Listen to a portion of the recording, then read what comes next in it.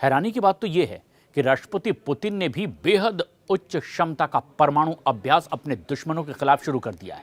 और खबर तो यहां तक है कि यूक्रेन के राष्ट्रपति जेलेंस्की ने स्वीडन दौरे के दौरान 150 ग्रिपेनी जेट खरीदने की कमर कस ली है। और दावा यह किया जा रहा है कि जेलेंस्की अब 150 ग्रिपेन जेट को रूस के खिलाफ ब्रह्मास्त्र की तरह इस्तेमाल करना चाहते हैं। युद्ध के 1337 दिन बाद अब जो हालात दिखाई दे रहे हैं वो बहुत ज्यादा संगीन हो चुके हैं, विस्फोटक पूरी दुनिया के लिए। पुतिन अपनी शर्तों से पीछे हटने को तैयार नहीं और ट्रंप रूस के खिलाफ सख्त प्रतिबंध लगाकर पुतिन को घुटनों पर लाना चाहते हैं। लेकिन महज पिछले 48 घंटे के भीतर ही हालात बहुत तेजी से बदल चुके हैं। पुतिन के आदेश पर बहुत बड़ा परमाणु अभ्यास रूसी सेना ने शुरू कर दिया है। साथ ही साथ रूस पर अब जिस तरीके से हमले की तैयारी की जा रही है वो ज्यादा खौफनाक हो सकती है। यूक्रेन पर रूस ने लगभग 30 मिसाइलों और 400 से ज्यादा मिसाइलों एक साथ हमला किया है। इधर स्वीडन में ग्रिपेन जेट पर सवार जेलेंस्की को भी लग रहा है कि वो 150 जेट से रूस को जंग के मैदान में हरा सकते हैं। रूस के परमाणु अभ्यास जेलेंस्की पर सवार जेट का जुनून दिखाते हैं। वहीं ट्रंप के रूस पर प्रतिबंध से जुड़ा युद्ध का वो बर्मुडा ट्रायंगल भी अब दिखाई देने लगा है, जो रूस यूक्रेन युद्ध को तीसरे विश्व युद्ध में बदलने जा रहा है। 3 साल 6 महीने से भी ज्यादा का वक्त रूस यूक्रेन जंग यूक्रेन के साथ साथ अमेरिका के लिए भी अब नासुर बन चुका है। और जिस वक्त दुनिया को यह लग रहा था कि हंगरी की राजधानी बुडापेस्ट में अगले हफ्ते ट्रंप और पुतिन की मीटिंग होगी, उसी दौरान 72 घंटे के अंदर सब कुछ बदल चुका है। जोरदार परमाणु युद्ध की तैयारियां शुरू हो गई है और रूस ने पूरी दुनिया को इसके संकेत दे दिए हैं अभ्यास करके। भारी ट्रकों पर लदे रूस के परमाणु मिसाइलें उन ठिकानों पर पहुंच चुकी हैं जहां वो अपने दुश्मनों को अपने हमले से निशाना बनाएंगे। रूस ने अपनी परमाणु फोर्स से बाजी पलट कर रख दी है। वहीं राष्ट्रपति व्लादिमीर पुतिन ने 22 अक्टूबर को रूस की न्यूक्लियर फोर्स की जमीन, समुद्र और हवा के लिए किए गए परीक्षणों की निगरानी की ताकि उनकी तैयारी और कमान संरचना को परखा जा सके। और इस परीक्षण में कॉस्मोड्रोन से जमीनी यार्स यानी कि ICBM मिसाइल को दागा गया है। बेरेंट्स सागर में एक परमाणु पनडुब्बी से भी इस तरीके से मिसाइल का परीक्षण शामिल किया गया है। और इसके अलावा रूस की लंबी दूरी की क्रूज मिसाइलें दागने वाले Tu-95 बम वर्षक युद्धाभ्यास में शामिल किए गए। रूस की परमाणु फोर्स से पहले नेटो ने इसी महीने की शुरुआत में अपना सालाना परमाणु अभ्यास भी किया था और उसमें F-35A लड़ाकू जेट और B-52 बम वर्षक विमानों के साथ साथ 13 देशों के 90 विमानों ने भी हिस्सा लिया था। और अब दुनिया के लगभग सभी देश ये जानते हैं कि रूस की परमाणु ताकत के सामने दुनिया का कोई भी देश टिक नहीं पाएगा।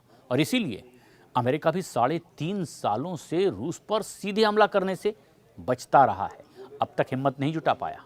और अगर देखा जाए तो पुतिन अब तक के युद्ध में बाजीगर ही साबित हुए हैं।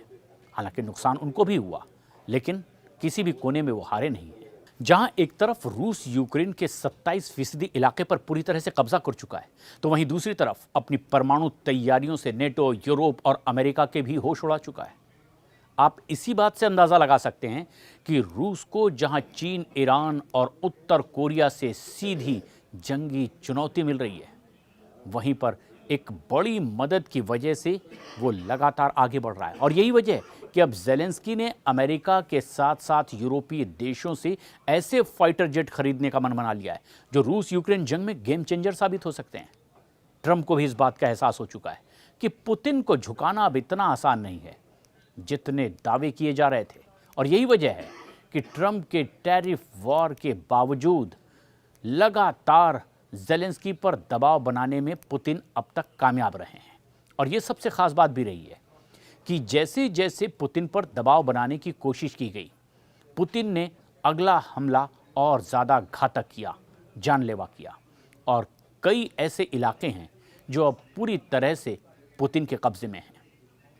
ट्रंप चाहे जो भी तैयारी करें, लेकिन पुतिन ने साफ कर दिया है कि वो अपने मकसद से पीछे नहीं हटेंगे।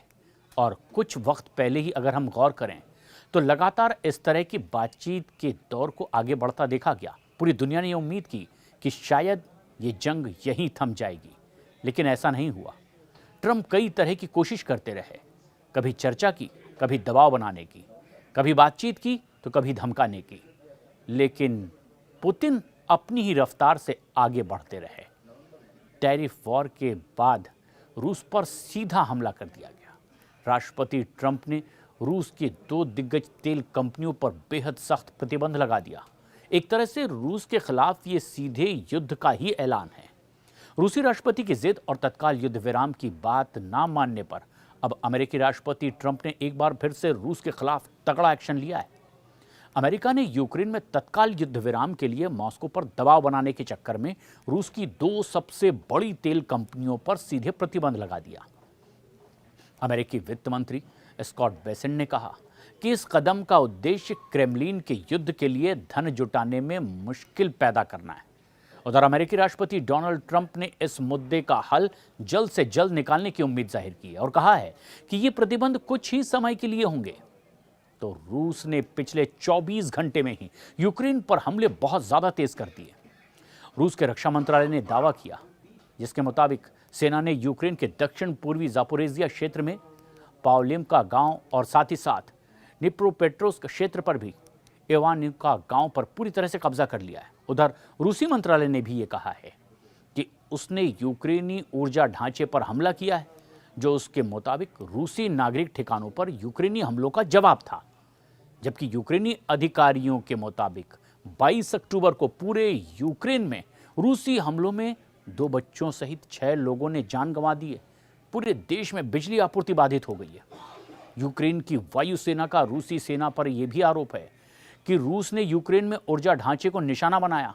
रात भर में 405 ड्रोन और 28 मिसाइलें दाग दी। हालांकि यूक्रेन ने 16 रूसी मिसाइलों और 333 ड्रोनों को मार गिराने का भी दावा किया। उधर दूसरी तरफ बाकी यूक्रेन की मिसाइलें रक्षा प्रणाली को भेदकर सीधे टारगेट पर गिरी। और अब हालात का अंदाजा इस बात से लगाया जा सकता है कि अगर रूस को नेटो, यूरोप, अमेरिका मिलकर नहीं रोक पा रहे हैं, तो हो सकता है कि अब एक ऐसा विनाशक परमाणु युद्ध हो जो कि रूस के साथ साथ आधी दुनिया को ही तबाह करके रख दे।